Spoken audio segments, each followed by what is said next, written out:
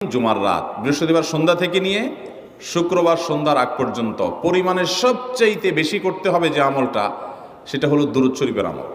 নবী করিম সাল্লাল্লাহু আলাইহি ওয়াসাল্লাম বলেছেন, আকসিরু আলাইয়া মিনাস সালাতি মিন ইয়াউমিল জুমআতি ওয়া লাইলাতিল জুমআহ, তোমরা জুমার দিন এবং জুমার রাতে আমার প্রতি বেশি বেশি দুরূদ পাঠ করবে, দুরূদ প্রেরণ করবে।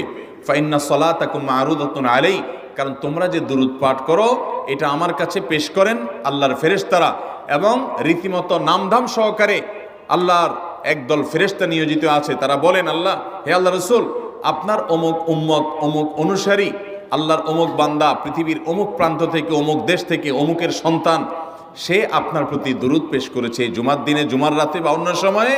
এটা নবী করিম সাল্লাল্লাহু আলাইহি ওয়াসাল্লামের কাছে রিপোর্ট দেওয়া হয় আল্লাহর নিযুক্ত ফেরেশতাদের মাধ্যমে। এই জন্য শুক্রবার দিন এবং রাত, অর্থাৎ বৃহস্পতিবার সন্ধ্যা থেকে নিয়ে শুক্রবার সন্ধ্যা